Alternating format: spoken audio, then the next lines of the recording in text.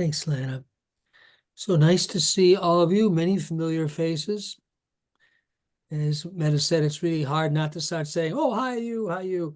So, but also obviously some folks who are new, and it's really nice to see you. I'm going to do the way we kind of always start our gatherings for the lab and for the Center for System Awareness is a little bit of quiet time. And I'll just say a few words about the intent of these seminars. So those of you who are here, if you have your screen on, that's fine. This will be only a couple of minutes. If you have your camera off, that's also fine. So one of the things that tends to often be neglected, I would say almost always in our modern, hectic, westernized world, is we jump right into things. We jump right into the meeting. We jump right into the work. And we fail to do what most civilized peoples have understood for probably tens of thousands of years. Before you jump to the work, you just notice the opportunity and the gratitude you have for being here, just for being able to be present. Gratitude is the most natural of human gestures. When we just slow down a minute and realize, oh, I'm actually here, and I actually want to be here. To be in a place you really want to be is itself something that's worthy of gratitude. And while you just ponder for a moment, just think a little bit of what led you to want to be here. There might be a particular question that you're sitting with right now. It might be something very personal. It might be something having to do with the subject of this little hour-and-a-half webinar. Doesn't matter, but what does matter is pay attention to whatever is moving in you right now and whatever particular questions or concerns. Concerns are very akin to questions. Oftentimes we see them as something that's bad, but sitting behind things we're really concerned about are always questions we have. So just take a moment and notice whatever questions you're entering this space with right now.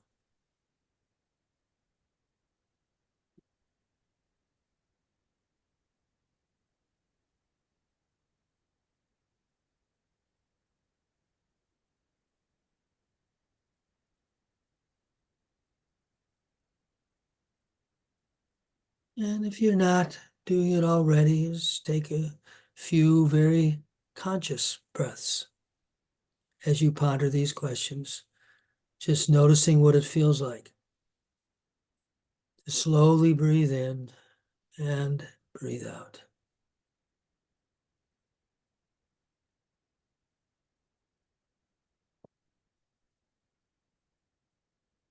Just notice what it feels like to be where you are right now, sitting wherever you're sitting, or if you're standing, standing wherever you're standing.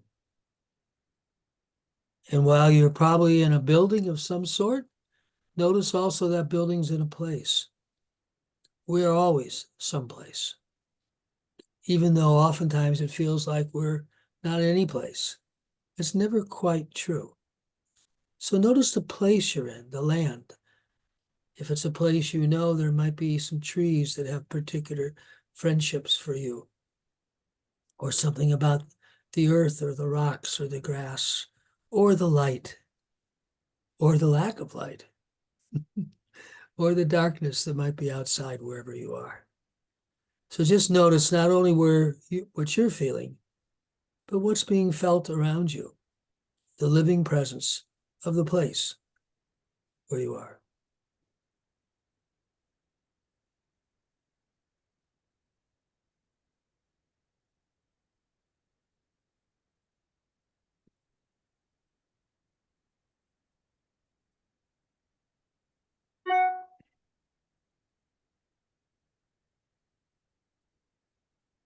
And as you hold these in your awareness, notice once again the questions that you come here with. Whatever they are, they might even have shifted a bit since you first pondered what questions you come with 2 or 3 minutes ago. What leads me to want to be here right now?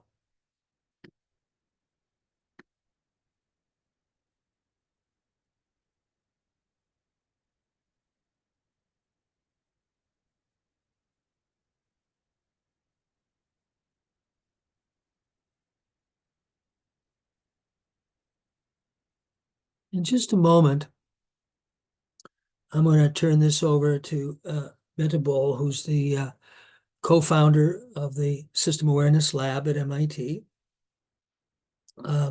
We've worked together for about 10 years now. It's been a wonderful and really powerful journey in many ways. And she'll say a little bit to introduce our guest today, Mark Greenberg, and the flow of this session. But let me just say one thing to set the stage for that. One of the core ideas in founding this lab at MIT was that to really advance deeper knowledge of what it's going to take to bring about new ways for communities, schools, kids, adults to live together in a more healthy fashion that really fosters well-being locally and beyond our locality, is we have to honor the knowledge of the practitioner, the knowledge of the hand, you might say, the knowledge of lived experience. So much of the bias built into our university and higher education system is that somehow the academic knowledge, the theoretical knowledge, the conceptual knowledge is superior to the embodied knowledge. And one of our core ideas is that's inaccurate and dangerous. Knowledge is knowledge. Our capacity to do and our capacity to understand are inevitably intertwined. So to honor the knowledge of the practitioner, as well as the knowledge of the researcher or expert, as equal and of equal importance is really a core premise of this lab. So it's very fitting in that light that we should have an eminent researcher, Mark Greenberg, here, along with 4 wonderful practitioners that we know very well, all of whom have been teachers and principals. And with that, I will turn it over to Meta.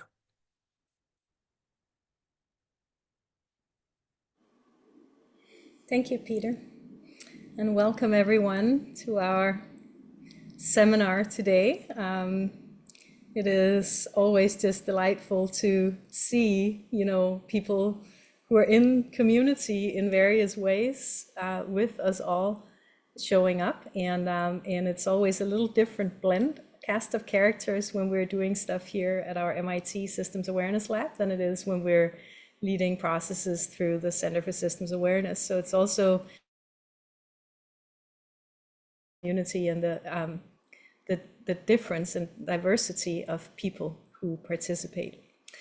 And I am delighted to welcome Mark into the space. I can tell from the chat, Mark, that you have quite the fan group here already. But so as Peter said, when he and I started working together about 10 years ago, I was not trained in education, as you know. I'm a biologist. And Peter was the one who kept nudging me to go into the field of education. And then when I was like, okay, so we need to find somebody who understands how to study the right things, and everybody pointed me to Mark.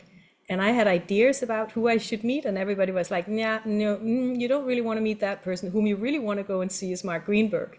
And when I finally met Mark, we had an array of just incredibly generative and inspiring conversations, and I totally understood why that was the name that's at the forefront of people's mind when coming to understand how to study some of the complex processes that happen to people when we engage in something like compassionate systems change.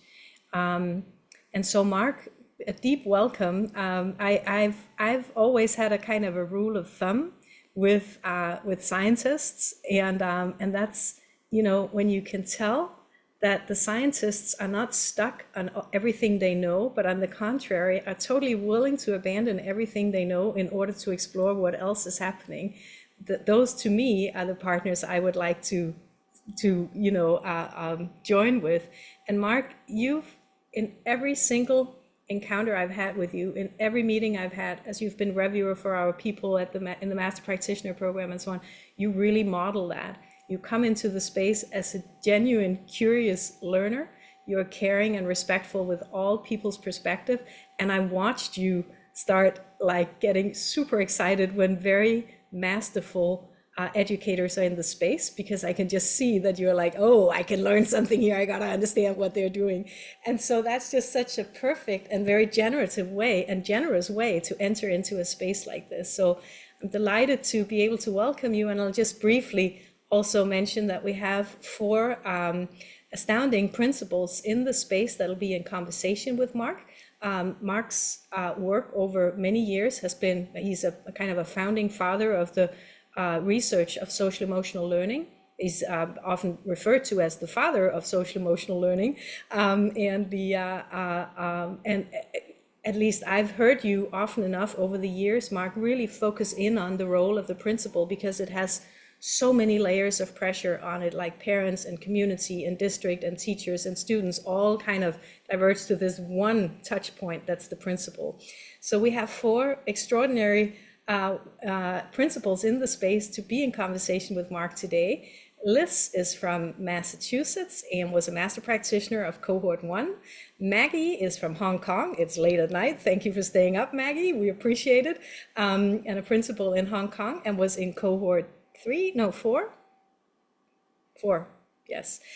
Jasmin is a founding principal in Indonesia, and was also in cohort 4 of the Master Practitioner Program. And Monica is a principal in the French school district in British Columbia in Canada, and was in cohort 3, I believe. Yes, okay, I got all that right. So Mark, I'll invite you to say a few words and just kind of set up this the conversation, and then we'll see where it takes us.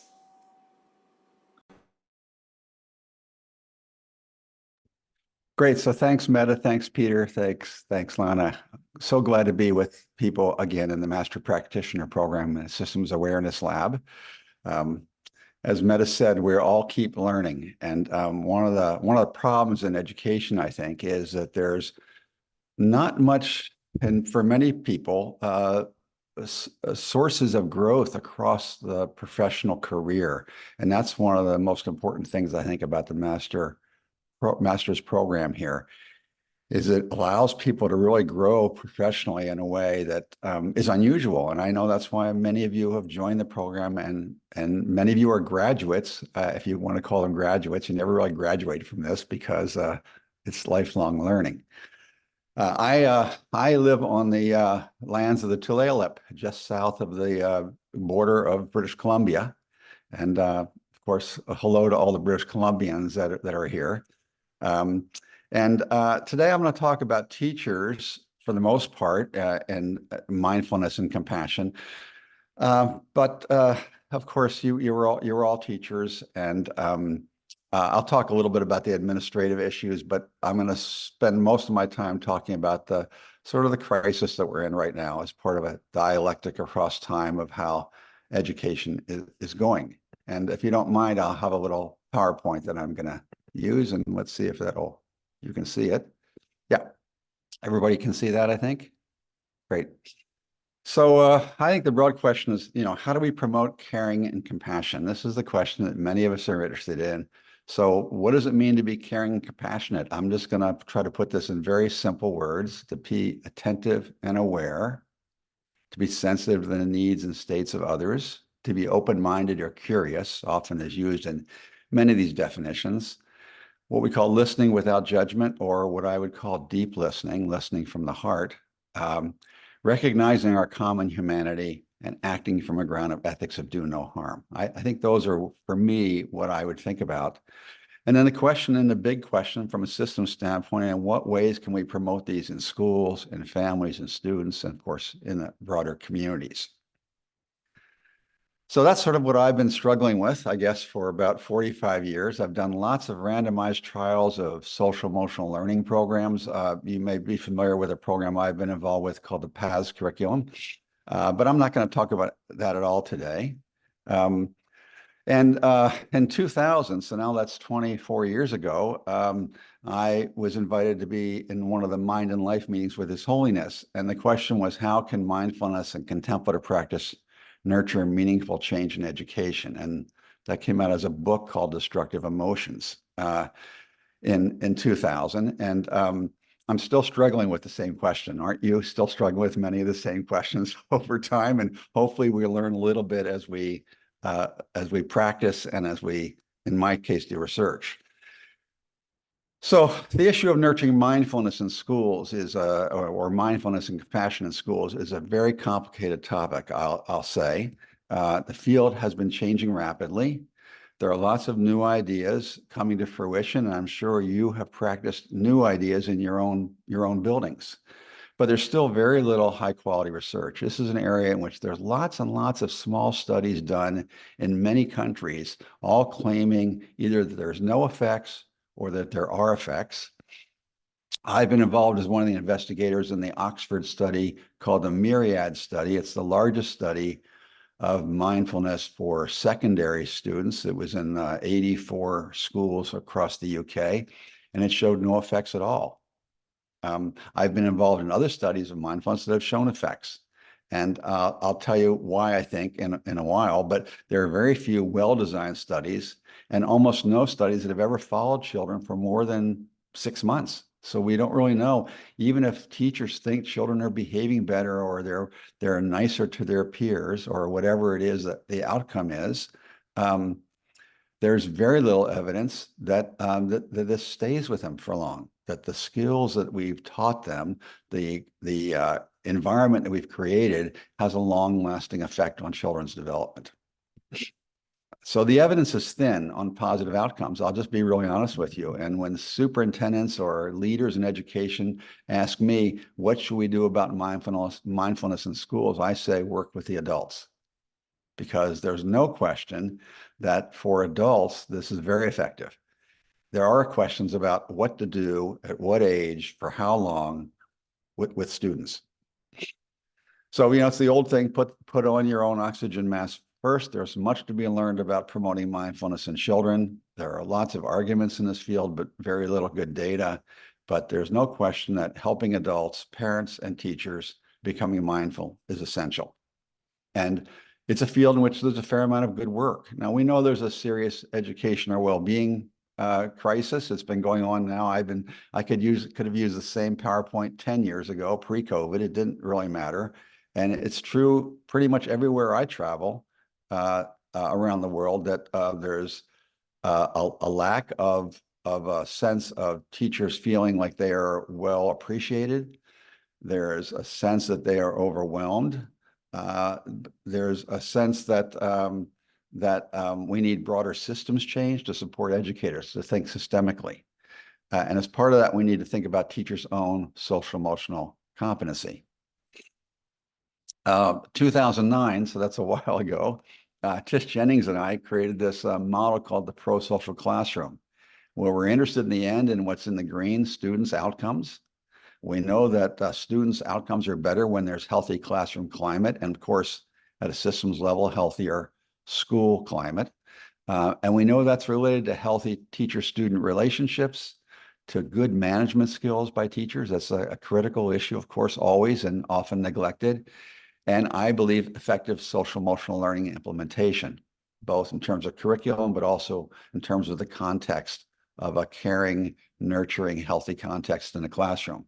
But this all depends completely on what? It depends completely on the teacher and their own social emotional skills, but also their well-being.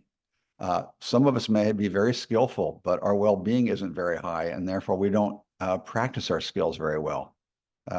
We all know that when we're not feeling well, or we've had a fight with our spouse, or our kids are driving us crazy, that we come to work, we don't do a very good job. So it's not just skills, it's also well-being. So I think there's 4 broad areas I'll talk about. And then when we get into groups, we can talk about whatever we feel like. I'm just here to stimulate ideas. I think the first is thinking big is improving the quality of pre-service training in both adult and student SEL. When I first met with His Holiness in 2000, I was told to give him one policy statement. And that policy statement at that time was that there was not a university in the world that I knew of that required a course on children's development, social and emotional development, in order for teachers to become teachers. Now that's changed, but it hasn't changed that much. And it's often because the faculty that are in schools of education don't know too much, right? And you all know that, you all went through those schools. So this issue of pre-service training is a really big one, and universities are very, very slow to change. The second one is implementing high quality induction programs in the first years of teaching. I don't know how many of your schools do that, but there's pretty good research, I think, pretty strong research from Linda Darling-Hammond and other people to indicate that these are critical. And as we know, the first couple of years are critical because this is often when teachers will leave. The third is creating systemic organizational change in schools and in unions. I've been working a lot with teachers' unions to support educator well-being. And the last is nurturing teachers' own resilience to support the challenges of teaching. And I'll now spend a little time on each one of these just to elaborate them. So improving the quality of pre-service training. Would anybody raise their hand that the pre-service training that their teachers get when they've come to school as a first-year teacher is adequate? That they're ready to be in that classroom with all the kids? Not usually, and you probably felt the same way when you started, that the preparation you received is not commensurate with the demands that you're going to experience. And there's lots of discussion about this, but I still see very little evidence happening. And one thing we might think about is what experiences in pre-service do your teachers come with that are helpful or not? And what can you do about that? It's a really big question. I have worked for a long time in the Cleveland Metropolitan School District, a very, very tough place to work, I'd say. And the superintendent, Eric Gordon, for many years said that none of his teachers, he felt, were prepared for the work in Cleveland when they arrived. And so he started a program with Cleveland State University and the school district, where the school district got involved in pre-service training for that very reason. A second is implementing the high quality induction programs for first year teachers. We know that well-designed induction programs, and those are ones that don't last a month, but last 1 to 2 years, and include mentoring from teachers in the same subject area, of course, especially for secondary schools, regular opportunities for supportive communication with administrators, and learning more about time management and team building, leads to higher teacher satisfaction, commitment, and retention, better instructional practices in the classroom, and higher student achievement. And yet there are very few places that really invest in high quality induction programs for their teachers. There's lots of evidence for some of these things, but evidence does not lead to practice necessarily. And vice versa, good practice often isn't reflected in research. The third is systemic change, and this is sort of what you're supposed to do. You're the systems practitioner. You're supposed to create systemic change. There's a lot of systemic change, I think, that goes on in schools. It's great, but there's very little evidence for these organizational interventions. Researchers can't seem to get their heads around this very well, partly because you need a lot of schools at the same time. People have tried, and insurance companies, for example, have tried workplace wellness programs because they want to reduce the costs that school districts and schools have in their healthcare plans by doing health risk appraisals for people, nutritional counseling, physical activity programs, yoga and mindfulness. And there's a little bit of evidence to show that they have some effect, but not much. So the question is how do you create supportive environments for teachers? What is it you do organizationally? Now, there's lots of research to say that teachers say that they're overwhelmed from a time management standpoint, that they have to go to too many meetings. And if I read one more webinar about how to reduce the number of meetings, it's not the number of meetings I don't believe that teachers go to. It's the quality of the meetings. It's the feeling in the meetings. It's the sense of community that is engaging in meetings, I think. And we know that's often a complaint of teachers. So what organizational changes are you making, or have you made, that really make a difference? You think that they could be small things, but they can be very, very important in terms of creating a climate of support for educator well-being. And lastly, the one that I've been most involved with is nurturing educators' own resilience to support the challenges of teaching. And There's an enormous amount of work now in this field. There are now 7 meta-analyses. I'm just showing you a couple. Here's one from London, and here's one from Hong Kong, and here's one from America. But there are meta-analyses from Australia and all kinds of places. There are many studies now of teachers' mindfulness in every context you can imagine. And there's almost not a single study that does not show positive effects. Okay. Now, at the same time, the message is self-care is a bad word. That if you say to teachers they need to take care of themselves, then teachers are feeling blamed when the problems are really in the system.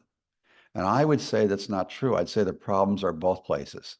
That all of us need to be able to better use our social emotional skills to become more aware, to become more caring, to be more present in the moment. I don't think any of us would say we're there yet by any means.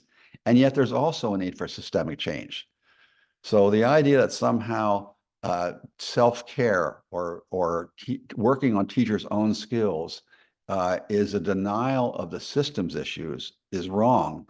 We need to be working at, of course, both levels, and any systems theorist would realize this.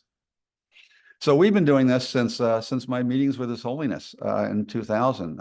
Tish Jennings and Krista Turksma, my wife, and others had developed a program called CARE.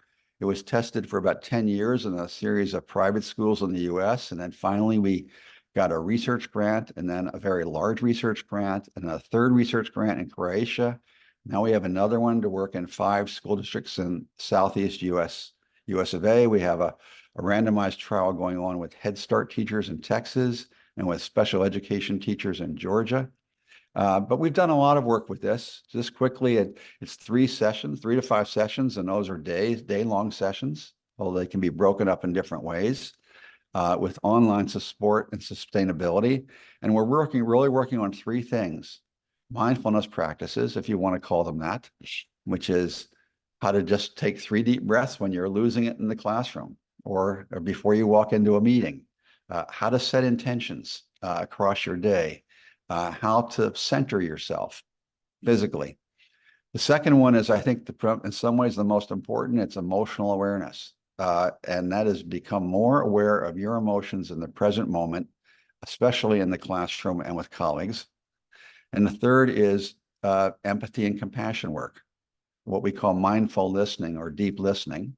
I think it's the most important for administrators because it's not hard to understand why, as an administrator, one would become defensive. I have been an administrator myself, and to be able to really listen deeply without trying to be reactive or responsive in some ways, but just to listen. Often all people want to know is that you really completely listen to them.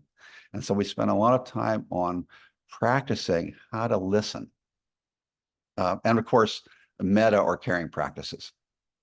We've done studies in rural and urban US and in Croatia, and basically, just like other people in the other meta-analysis, we see that it lowers stress, teachers feel more efficacious.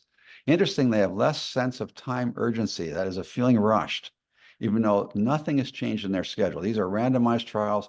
Half the teachers get it, half the teachers don't. It's got nothing to do with their curriculum in the classroom. And yet, in every single project we've done, we see a less sense of time urgency. It's fascinating. Because as you become more centered in yourself, you become less anxious.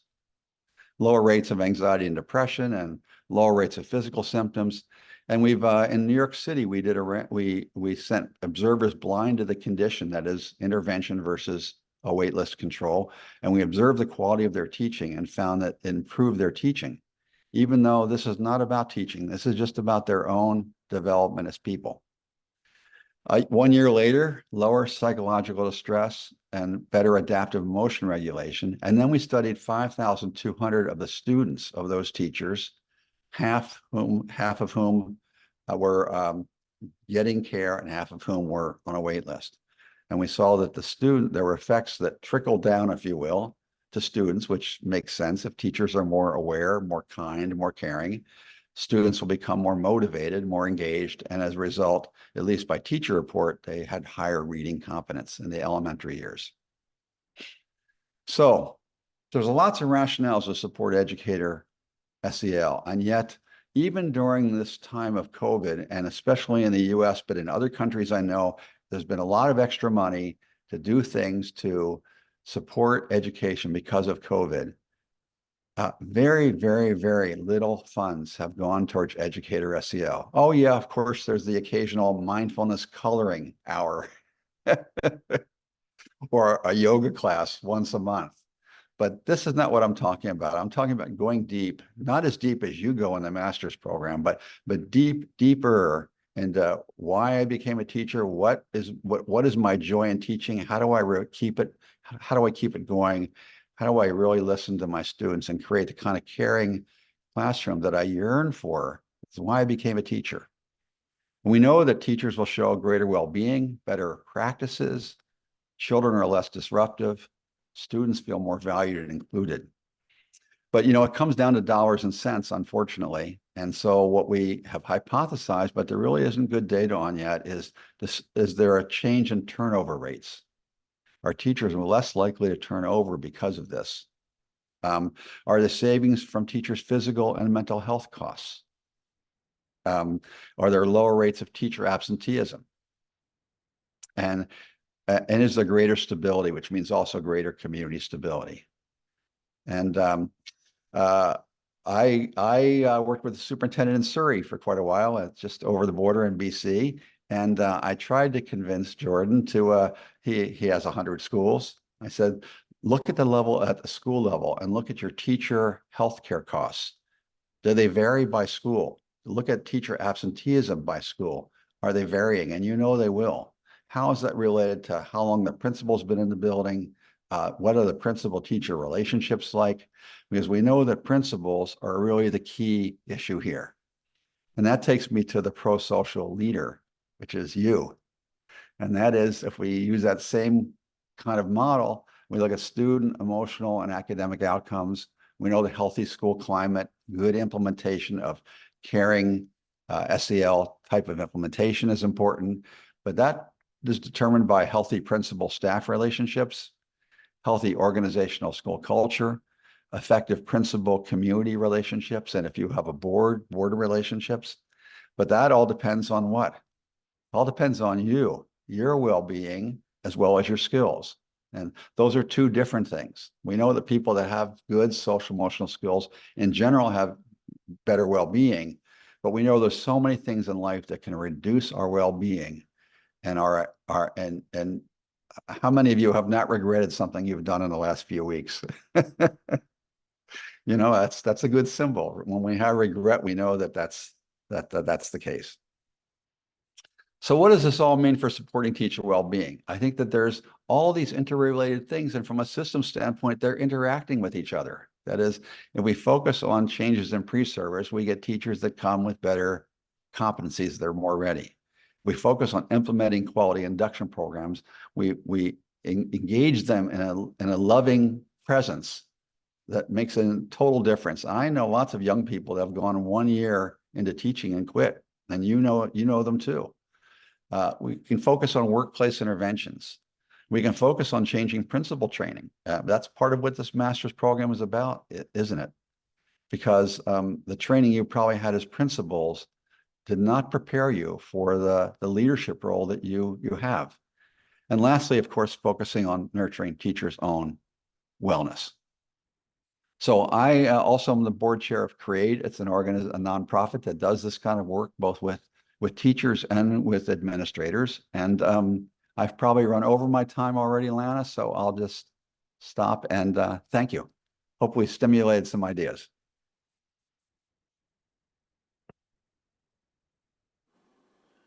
Oh, Mark, I mean, we don't really mind you going over time at all, because this is just so poignant and just creates, of course, I could have like 10,000 questions for you already, but that's not actually the purpose of this call, so I will save some of them. I just want to highlight one thing and then ask you a question.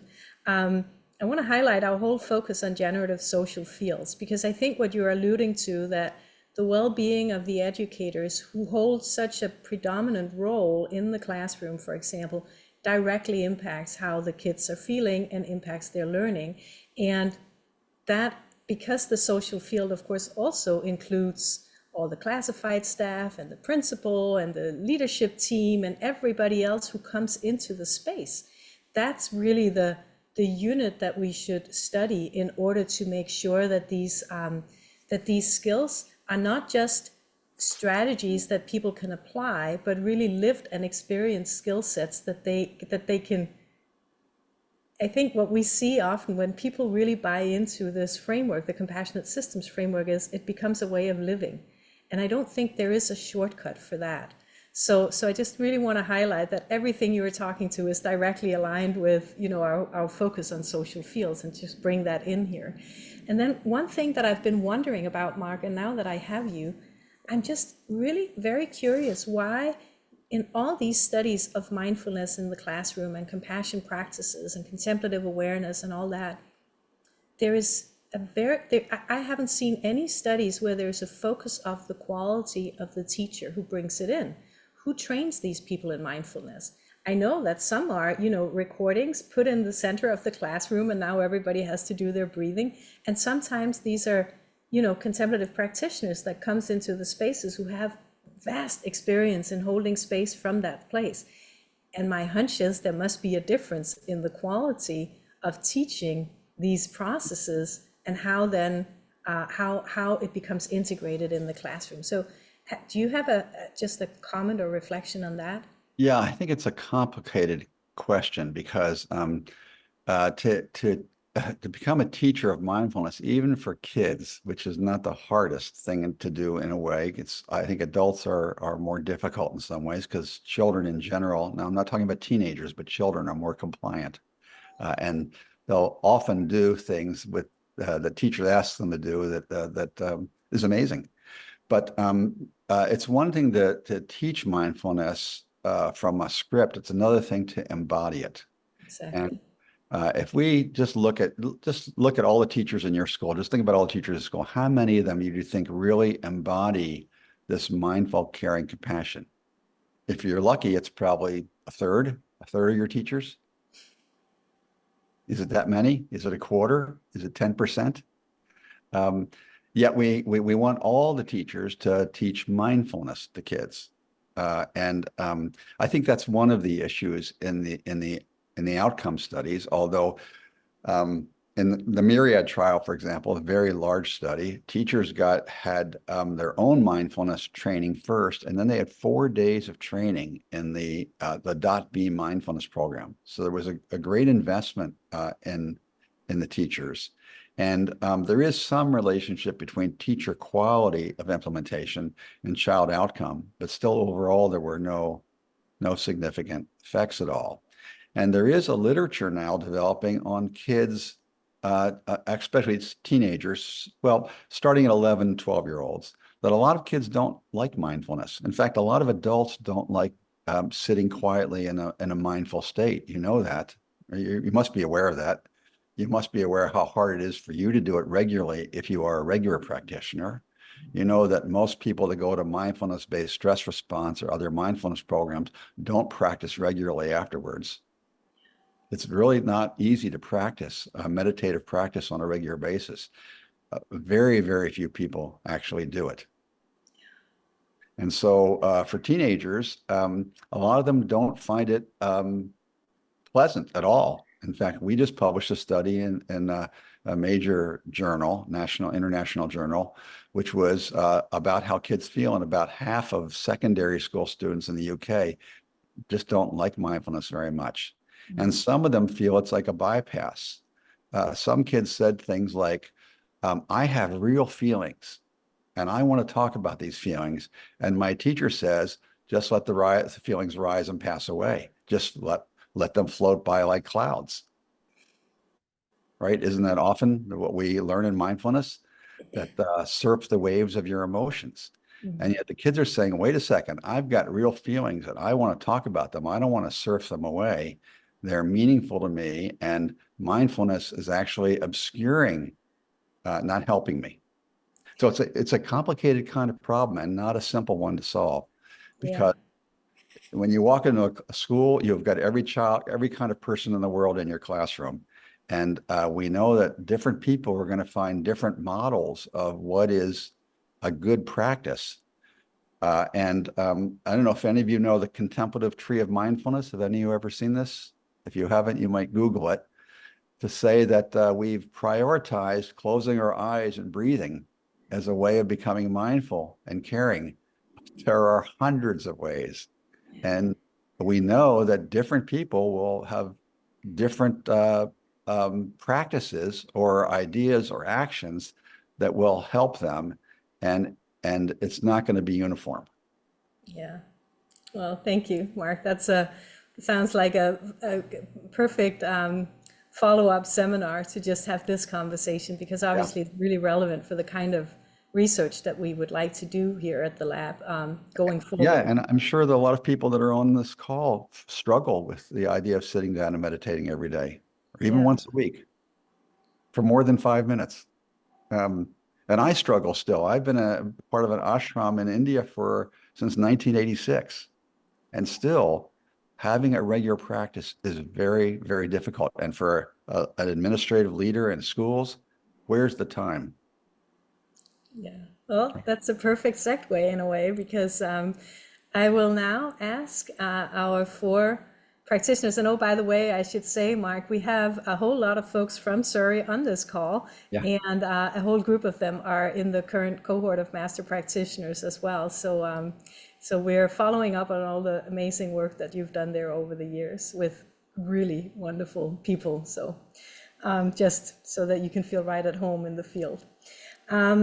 So in no particular order, maybe we should let you go first, Maggie, just because it's latest for you, and then we can do Jasmin afterwards because it's second latest for you, and then do Liz and Monica, so we do it the most time zone friendly way as possible.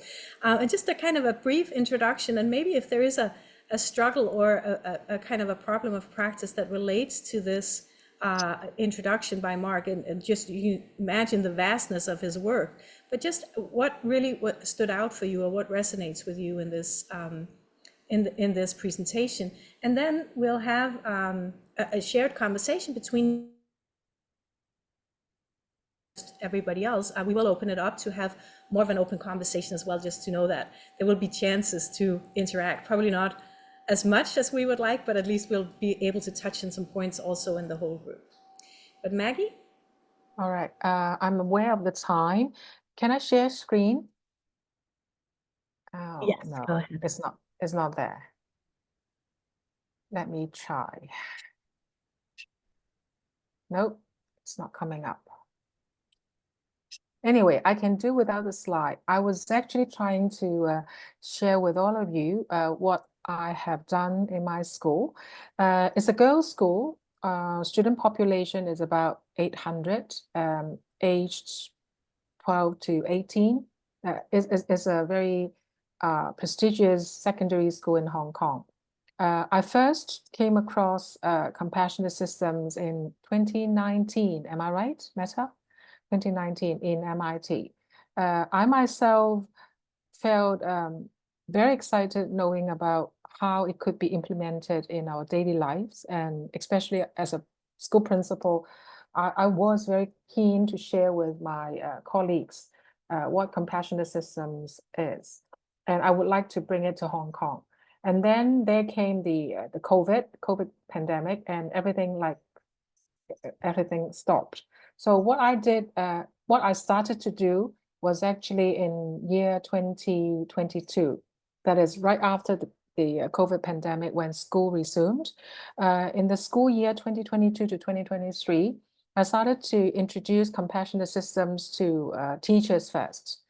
Some of them actually attended the 5-day workshop held by other master practitioners in Hong Kong. So they became my kind of partners in promoting compassionate systems in the school.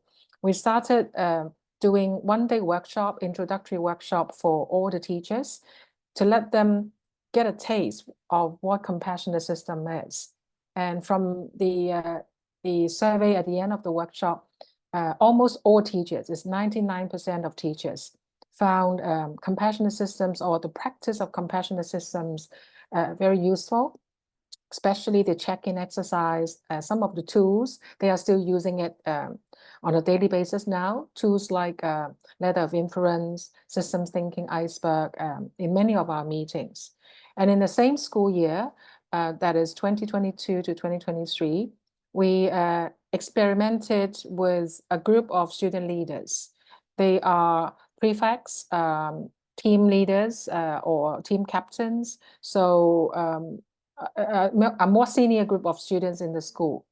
We organized a 3-day workshop for them, one day at the beginning of the school year. The second day is after this first term, and then the last day is after the whole school year.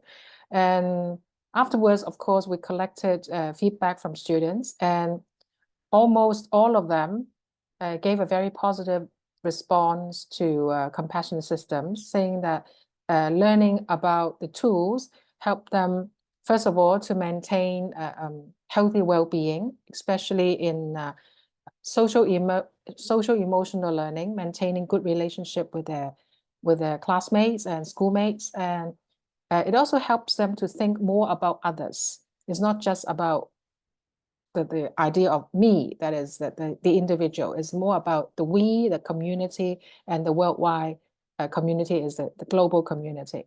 So after doing it for 1 year, this current school year is actually the second year of having compassionate systems in the school. The problems I'm facing is time. I think Mark has put it right in my face that I am actually in a very difficult position of promoting it when teachers are not teachers. I don't need to, I don't want to blame teachers. It's a whole system, whole education system in Hong Kong, very exam oriented. How could teachers find time to practice compassionate systems? Although they find compassionate systems help themselves as an individual, it also helps them, helps the student-teacher relationship, helps them listen to students in a sense that we are practicing deep listening, active listening, and they all see the benefits of compassionate systems. But the problem is, how can we find time to practice? This is the number one, I would say, the biggest problem. Number two is, how can we implement it or infuse it in the school curriculum when the system itself is so exam oriented and all the subjects have already filled every minute of the timetable? So these are the two main problems I'm facing. And I really appreciate if you could share with me how this could be solved or shed light on the problems themselves, and so that I could get some insights into the solutions. Thank you very much. Thank you, Maggie. And interestingly, or not too surprisingly perhaps, these are some of the core issues in pretty much everywhere we work. So I think it's just not just relevant for your context in your school in Hong Kong, but also across the spectrum of the system of education. So thank you so much for bringing that up. And I'll pass it on to you now, Jasmin. Thank you, Matthew. Maggie, I second your what you were just saying. I think it's also a challenge to for our school. And hi everyone, my name is Jasmin. I'm from Jakarta, Indonesia. I'm a newbie in this cultivation of mindfulness and compassion. Although the idea of mindfulness and teaching it to our students has been around in our school for a number of years, but in a very simple, not very structured way. Initially, I wanted to ask Mark about, as we're in the beginning of the implementation of compassionate systems in our school, how can we know that it's working and how to measure the progress? That was my initial question. But listening to what you were sharing, Mark, something else came to mind, and I would really like to share and have your take on that. This is about the teachers in our school, and maybe also other schools are facing similar things. Maybe. In the past 5 years, we noticed some changes, some new phenomenons with our teachers. In the older days, when new teachers came to our school, of course, they have to adapt. They learn about the school philosophy, the concept, and they learn, and we learn together. And when things are overwhelming, they continue to try very hard, and they may improve a lot, but in the past, they tough it out,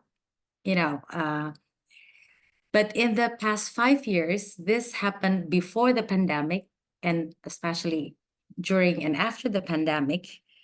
We noticed that when the new teachers were faced with, challenges, they're more easy to give up.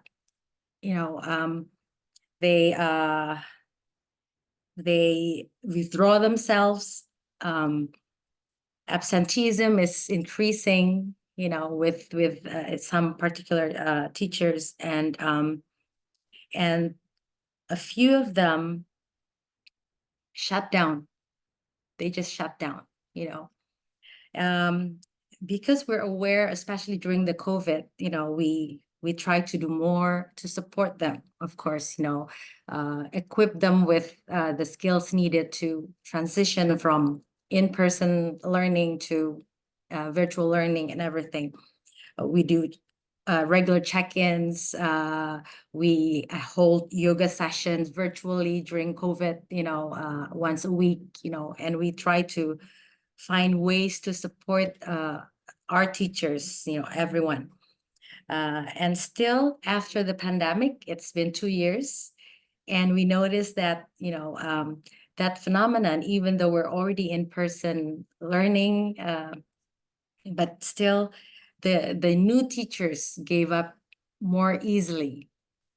And so we were thinking about, what can we do for them, and we even tried to think back to the recruitment process, the selection process and everything, and the induction. We evaluate everything, and then we got into conversation with a psychologist who is also a parent in our school, and tried to learn more.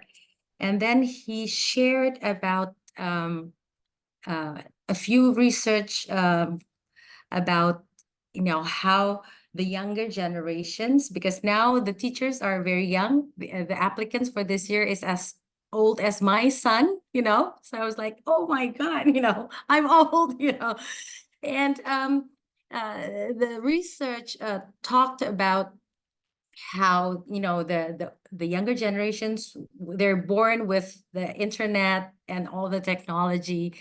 They have certain different characteristics due to those a situation that they're born into. I don't know whether I would just like to hear from you, Mark, about that, whether that generational changes, is it like that in other places as well, and how can we best support the teachers? Because I really agree with you. There's not a good chance of having mindfulness for the kids when the teachers themselves are not centered, and they're not balanced, and their well-being is not in place yet. So thank you, and look forward to hearing from your perspective on that. Thank you, Jasmin. So important, and again, something that we hear in so many places, that the aftermath of COVID, it's as if there is a long COVID in the social domain also, that we haven't addressed at all, that has to do with the lowered resilience and the lack of connection and sense of purpose and so on for so many people, that just hasn't been held or dealt with. So very just poignant to bring that into the space. Thank you, Jasmin. And I'll hand it over to you now, Liz. You get the full Monty mark to a lot of, but it seems to me that this will be a beautiful bouquet of stuff that really is integral and touches on each other. So Liz? Great, thank you, Metta. I probably will echo some of the same things as Jasmin and Maggie, some common themes, but I was nodding my head the whole time when Mark was speaking, so there was a lot of things that resonated. So my name is Liz Freedman. I'm principal at Barnstable High School in Cape Cod, in Massachusetts, in the States. This is my third year here, and prior to this, I was a principal at another school for 12 years, and I was there when I went through the Master Practitioner program. I was cohort 1. It's okay that we are the best. You guys are good too. Anyways, but what was great about that was just having the opportunity to work with compassionate systems, tools and thinking in both schools. So in my prior school, like when I sort of started on this journey, I was lucky enough to go with a partner, and then I'll talk about that in a minute, but we really tried to figure out what way to approach the work. And we were wondering, like, is it through curriculum that will go to the students? Is it the adult learning? Is it in advisories? And just we're trying to come up with it. And so one of the points that really resonated with me from Mark's talk was the importance of starting with the adults. So at both schools, we have started working with the adults first, with that belief that they need to experience it, hopefully understand, hopefully be positively impacted in order to work with the students and be able to model for the students in order to eventually integrate it into lessons and have it be authentic. So just that idea that Mark talked about, working with educators to support the challenges of teaching. I like the package it is now in. So I had the opportunity to go at my prior school with a union leader, which Mark, I was really interested and would love to hear more from you about that work with unions, because I didn't mention I do work in a public school. Massachusetts is a strong union state, which is fantastic in many ways and brings challenges as well. So we brought others together to get a core group on board. And again, like having that mix, I think was really instrumental to how far we did get. And then we went school-wide with explicit teaching of tools, practiced modeling with large issues. So things that were at the superintendent level and at the union level. Metta actually came to visit us once. We really were in a bad place, and we ended up moving through it through some of the tools. And it was, it was very, very powerful. So there was all different ways that we were infusing mindfulness practice and compassionate tools into what we were doing. And shortly before the pandemic, and I ended up, shortly before I ended up leaving, we were getting to a place of examples being actually used in lessons, which, you know, certainly took some time, but this is the route we really wanted to go. And so it was nice that we were getting there. And then when I moved over to this school, I had the opportunity, which was just very different, to talk to the community before I came about who I was and what I believed in and what I wanted to do. So it was this really neat opportunity to be like, okay, this is what I'm committed to. And compassionate systems and the program was really, it was prominent. And I remember it because it was a Zoom forum they had with the community. And that was a big part of my statement when I talked. So I felt good about coming in. They picked me and coming in and knowing what I wanted to do. So in the first year, really worked with leadership team and then the rest of the staff on mental models and core values, had others do the intro training, did at both schools, did weekly meditation, yoga. Again, it was along with tools. It wasn't just, you know, things on their own. Introduced, as I said, tools in leadership meetings and school-wide. And then after the first year, a new superintendent came. I still focus on integrating the tools into messaging and meeting times, but the support seems to be a little bit more limited. She's a very nice person, has just some different goals. And I find myself getting further into the weeds and feel that I have lost some of the intentionality. So this brings me to some of my struggles. And I think I have now made the decision to, and please say, yes, you're too young, but to retire from public education in Massachusetts. But I'm doing it in hopefully a really healthy way for both the school, which is the most important, and for the students, and certainly for myself, and doing it in a really positive way, and looking to have a really as smooth as we can of a transition to allow for, less damage to the school community, and hopefully more of the good things to continue. So I was doing a short review when I was asked if I wanted to do this, and of just the journey from my first intro class. And I lost a lot of my stuff when I left one job. I forgot to take it with me, but what I had, I was looking through. And one of the areas I was working on, which obviously was working on developing my own personal mastery of the framework, so that I'd be able to hold that space for others. And it's really interesting to see where I have come. And I know it is about teachers, but it truly is about, we want teachers to hold the space for students. And I think about the difference in my leadership. I was always somebody, I think, who cared, who I think had some emotional intelligence, but I had so many of my own stuff that really got in the way. I am just such a more compassionate leader than I was. And I wrote a little, just like, I'm not the same leader I was before. And it's interesting to think how I was described in my last school and how I'm described here. And I'm going to say just the good things, not the bad things. No, but those good things, the word compassionate and caring is used over and over, and I am not easy. Right. It is not about, oh, everyone's going to feel good because we're not challenging anyone and we're not making improvements. I saw the article that the students wrote in the school magazine. I will send it to you, Meta. But it was in there about the compassion, caring, and those aren't words that were used. Not that I was not nice, but those were not words. So it's just been, I feel that I have been able to hold the space so much better. I still have a lot of learning to do, but being able to recognize as well that I don't know if I can hold the space much longer with sort of changes that are happening. So it's a wild journey. Let me just see. So there were certainly tons of challenges. I think the time thing, I don't know if there wasn't enough time or I did not give it enough time, right? Because we don't ever have enough time. And it's like, how do you truly prioritize this thing that you feel is like most important to making improvements? So I think that was a big challenge. The other was resistance, right? Resistance of adults. And this is not just about teachers. This could be administrators. This could be paraprofessionals. It could be superintendent, all different. So I had a few different problems of practice, but one was just knowing that so many adults are searching for ways to feel better.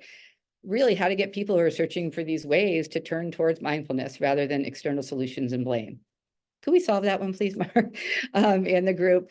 Right? I mean, that's what we're trying to do. There is so much external blaming, and it just becomes, it's interesting, again, to watch in a system structure with unions and with school committees and how like ours is going to look different than somewhere else. But there's so many common things about how these problems that don't make anyone feel better by doing these negative behaviors, how they come out. It's really fascinating. So the other thing, which connects a bit, but is I've been in 2 different schools and they've had different successes and challenges in implementing some of the compassionate systems work. I feel like both gain traction in different ways. I'm not sure with this one. I feel I have not been here long enough, but my concern is like the sustainability, right? Hopefully that there's seeds that have been planted, but what is that going to look like? I have heard from my last school that there is not a lot that is continuing, which that's their prerogative. But the point was, right, it's not about wanting to make someone do it. It's about having them experience it and really feel it. So I guess it's just about that sustainability piece and how to try to, I have a few months left here and like, what are some ways to try to keep sparking that like inspiration to want to continue this work? Yeah. Well, thank you, Liz. Thank you so much. And yes, I remember vividly when I visited you years ago, and also just being close to being invited in to have a kind of a close-up perspective on all the struggles and challenges. And I think one of the things that you're pointing to that I think was implicit also through your entire presentation, Mark, was this, it has to live in the teams of people. It has to have representatives throughout the hierarchy of the system, because you as a principal, and I think that leads to why you focus so much on principal, Mark, principalship, because there's so much pushback that can easily be diverted directly to the principal role. If the parents don't like it, if the superintendent doesn't like it, if the district doesn't like it, if the teachers doesn't like it, if the student doesn't like it, and so on and so forth. So it really speaks to this kind of integral notion of a team. And then I was just reflecting, Lana, let's make a note that we listen to how people are described differently by their peers after they've started on this journey. That in and of itself would actually be really interesting research. So let's make sure that we gather some of that. Thank you for bringing that in, Liz. And then I'll hand it over to you, Monica. And I'm mindful that we want to kind of make sure that there's enough time for Mark to reflect with you and also to open up the space. So in a kind of, I know there's a lot to share, but we just want to also make sure that we hold this enough time for opening up the conversation. Sure. Thank you, Mette. And I can be brief because I do feel like a lot of the things that have been said come and touch the different challenges that we're facing. So I think we're already getting a bit of a flavor. One of the things that I was reflecting on was when I received the invitation, my immediate normal imposter syndrome kind of response was, but I don't do enough. I can't be a part of this conversation because I'm not doing enough. And then I had to kind of stop myself and notice myself and say, well, actually, you know, I really liked earlier, Mark referred to the idea of embodying the work and embodying this mindfulness and how I'm showing up in spaces. And I do, and I'm very intentional about that. So I think that as I think about caring for teachers and encouraging teachers to approach mindfulness as a way of being in our schools and a way of teaching in a way, I'm mindful of this idea of taking it off of a to-do list, of not adding another, here's something else, and coming back to this idea of who has time for this, and this idea of making it another task.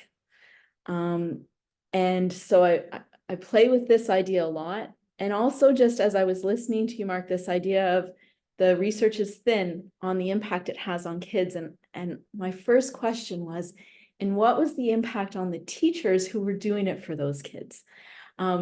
Because I know in my own experience that I learn best when I'm teaching. So if I have a task of having to teach something, I'm going to learn it more deeply and I'm going to take it on more fully. So I wonder, and it's just a question that I'm putting out there, is just this idea of, rather than saying, well, we don't have a lot of research that kids like this all that much or that it's very good for them, I just wonder if there isn't maybe a lot of value for the teacher in integrating this for them, you know, and the kids may or may not be benefiting as fully, but I wonder if the journey or the learning for the teacher is valuable. And I guess I'm thinking of that of just a little quick story of having to go talk to my grade 3 students about a game that they had started playing in the schoolyard that was problematic. And I had to go into this classroom, and it was going to be kind of hard conversation because I knew the kids were attached to this game, and there was a lot of emotion and energy around it. And I got there at a moment where the students were doing their mind up activity. And the teacher just said, yeah, sure, Monica, just let us do our mind up, and then we'll have this conversation with the kids. And the quality of the conversation was so much better. And I remember just thinking for myself, oh, whenever I have to have these conversations with kids, I should do a little mindfulness with them first. And I would almost say that, yeah, it might or might not be helpful for the kids, but I think it was really helpful for me. And just, you know, the quality of my own presence is having that, and for the teachers as well. So thinking a lot about this idea of embodying the work versus doing the work, and also thinking about the value of continuing to teach it, but in with this idea of that the great side effect of teaching something is you learn it more deeply. Yeah. Lovely, Monica. And of course, I'm super biased, so all I'm seeing is social fields, social fields, social fields, right? As you're embodying it, you can bring it into the field. And as the field receives it, you also get nourished from that. So I really appreciate your stance here. And curious to hear your reflection, Mark. It seems to me that there's such a through line of, and isn't it remarkable for such distinctly different settings in the world, and yet the challenges that you're facing are so similar and so aligned. And all of you have mentioned that what she just said, and then this also. So it's really just lovely to hear. So I'll ask you to reflect with people now, Mark, and then we'll gradually open up the space if there's further comments or questions from the audience. And then I do hope, Mark, that we can share with people. I'm putting you totally on the spot now, excuse me, that this won't be the last time there'll be an opportunity to engage with you, because I just know that we're barely scratching the surface of such rich territory. So I hope that'll be okay. Of course. And great reflections by all of you. I want to maybe want to talk about Jasmin's a bit, because I assume that many of your schools have this issue of teachers who are giving up. And that's a really difficult problem. And that could be in the case where you've done a wonderful job with your systems work, but still there are teachers that are there. And I guess one of the questions is maybe to work with teachers ahead of time. I'm a prevention specialist, and the idea is that there are going to become times when you're going to feel like you need to quit your job or you want to give up. And to directly face that issue with the teachers as a group and talk about what kinds of things they have done or they could do, or that you could do as a leader when they feel that way. That's directly address the issue in a way, because I think the issue of a sense of purpose, being able to not only find their sense of purpose, but being reminded all the time of their sense of purpose is really critical. And I do have a little PowerPoint. I'm going to put up one slide, which, if you don't mind, which is a slide about the issue of how change occurs. And you can think about this in any religion or in any school or in any community. And that is that there are sort of three things that go on, I think, in change. One is that there are practices. And some people spend a lot of time on practices and some hardly at all. There's the Dharma, or the worldview, or the orientation. That's the sense of purpose. Why do we go to church? To listen to sermons or homilies, or to meditation teachers that will give Dharma talks, because they help root us in a sense of purpose or worldview about what it means to be the kind of human you want to be, right? And for many people, that's all they need. If they have that continuing sense of purpose, everything else comes into line. And this is what Krishnamurti, what great teacher, often said. And then there's the Sangha. There's the implicit norms and values of community. And we know that these work together. What happens when you go to church, or you go to a meditation retreat, or any community activity like that? You see that these three things happen. But for some people, practices are more important. And for some people, the worldview is more important. And for some people, the Sangha is more important.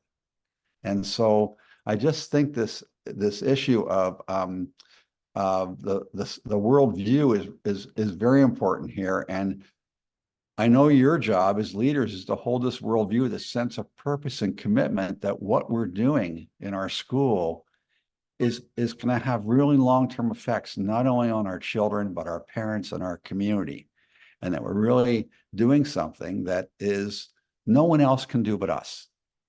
And keeping that in mind somehow on a daily basis, on a regular basis, especially for those teachers that are wavering or that start to feel like they want to give up, continuing to bring that sense of purpose and community around that sense of purpose in mind. As Liz says, when all the blaming is going on at the same time, is in some ways the hardest, but maybe most important part of this work.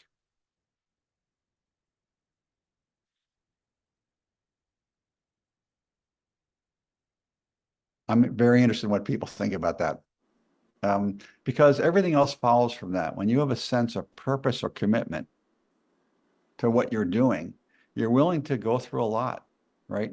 So, we talk about burnout and emotional exhaustion. Well, a lot of people who I know And I think who work very hard are burned out. They would say they're burned out, but they keep working because they love their work. And so the love of the work and the commitment to the purpose of the work being in the front of the mind and the front of the community all the time seems to be one of the most important elements that when I go to schools, I don't see very much. I see a lot of everyday activity that's important, but I often don't see leaders really holding that commitment all the time for the community. And I'm not sure I could do it every day. I'm suggesting it's an important thing to do. I'm wondering for all of you, how do you do it? How well do you do it? What struggles do you have in doing that? Because I think that sense of purpose or commitment to the larger picture of why we're in education and why we're working with students is central. And I have a feeling it's gotten lost in many places. Mark, I'll just say, I mean, that makes total sense. And I think about, can't remember if it was last year or the first year, but we had everybody sort of dive into their own whys for that reminder and revisited it throughout the year. But as you were saying that, I wrote to myself like, oh God, I really feel like I missed the opportunity to fall back at times on our norms and core values. Like I can just think of some. So there's places where we were, it was always living. And then there's places where it wasn't, just even in terms of like staff behavior that was very public and how that was handled or not handled or anyway. So I mean, it certainly resonates. And I think the induction piece is a huge missed piece. And again, being in a newer system, it was interesting trying to get a feel for that. And that definitely could have been a place and would have been a good place to put more in once I got them anyways for the high school. Great. Well, Meta, I'm going to turn it back to you. I know we want to use our time effectively. Yeah, no, I appreciate it, Mark. And I think this was in many ways addressing several elements of what came out in the sharings from our 4 participants here. And one thing that kind of struck me was, or 2 things that struck me was, one, we hear consistently from people that this sense of purpose is what's evoked when they're really embodying this work, and that doesn't seem to go away. And then if I'm teasing out from your stories here and also from your presentation, Mark, it seems to me that this being connected in a shared sense of purpose might actually be the resiliency of the school, or what constitutes a more generative social field that people can lean into, or something that has to do with the connection and a shared sense of purpose might be what can carry us forward. So I'm just kind of inviting people to reflect with us here for a couple of minutes. If there are any additional kind of follow-up questions or comments, reflections, of course, from our 4 practitioners in the space as well. If there are follow-up questions that are evoked after what Mark just shared, then please let's open up the conversation a little bit and maybe use the raise hand just so that we can keep an order to it if should there be a lot of comments.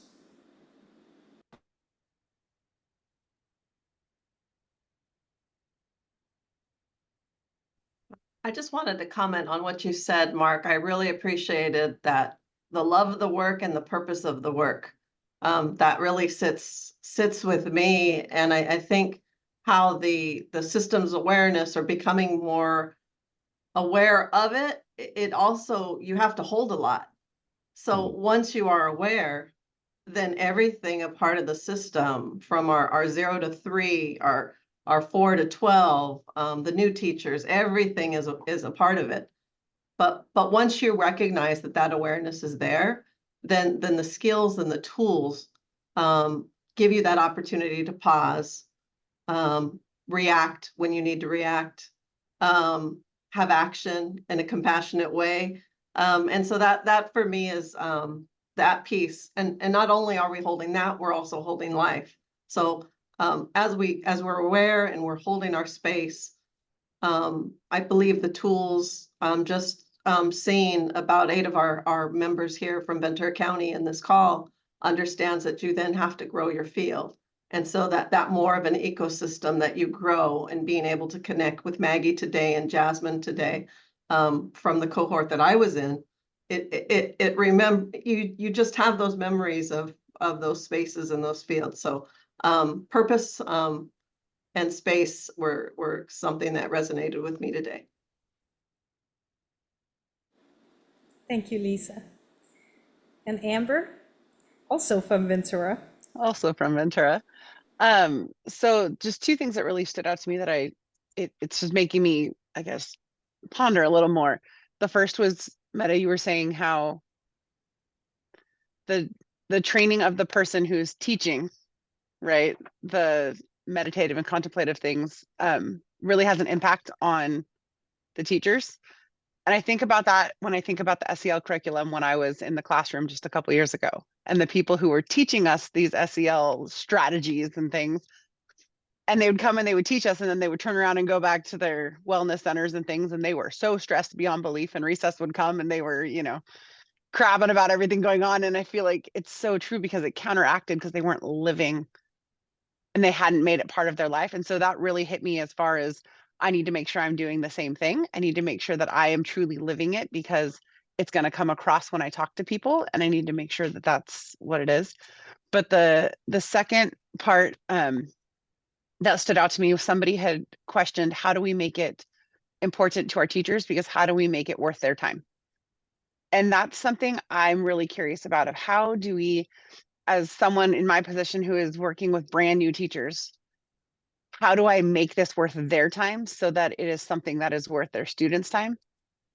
So my question is that something that would be better put into a program for, like, when people are getting teaching credentials in the very beginning, or is it something that is yearly catch-ups? I mean, I just was curious what that thought was on how do we make it important to teachers and make it worth their time, because they have so much on their plate. We don't want to just add one more thing.